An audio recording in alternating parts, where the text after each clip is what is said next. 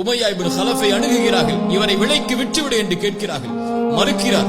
Abu Bakr Siddique ரலியல்லாஹு அன்ஹு அவர்களை விலைக்கு வாங்க எப்படியாவது அந்த வேதனையிலிருந்து வெளிப்படுத்த வேண்டும் என்று ஆசைப்படுகிறார்கள். உமையா இப்னு கலஃப் பிலாலை பார்த்து சொன்னார்கள், பிலாலே, உன்னை நான் விடமாட்டேன். இந்த லா இலாஹ இல்லல்லாஹுவை படைத்த இறைவன் ஒருவன் என்று ஏற்றுக்கொள்ளக்கூடிய இந்த கொள்கையை நீ விட்டு வெளியேறு. முஹம்மதை பொய்ப்பித்து விடு.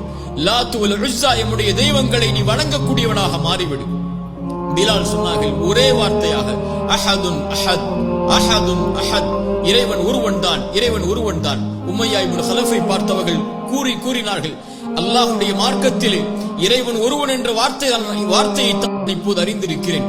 இந்த வார்த்தையை விட அல்லாஹ்வை ஒருமைப்படுத்துவதற்கு வேறு சில வார்த்தைகள் தெரிந்தாலும் அதையும் நான் கூறுவேனே தவிர, இந்த வேதனை, இந்த உணவில்லாமல் என்னை தடுத்து வைத்திருப்பது, இந்த பானம் இல்லாமல் என்னை தடுத்து வைத்திருப்பது, இந்த பாலைவன சூட்டில் என்னை மரணிப்பதற்காக இந்த நிலையில் ஆக்குவது, என்னை சிறுமைப்படுத்துவது, இதுவெல்லாம் அல்லாஹ்வுடைய மார்க்கத்தில் இருந்து என்னை வெளியேற்றாது என்ற உறுதியை உமையா இப்னு கலஃபிற்கு கொடுக்கிறார்கள்.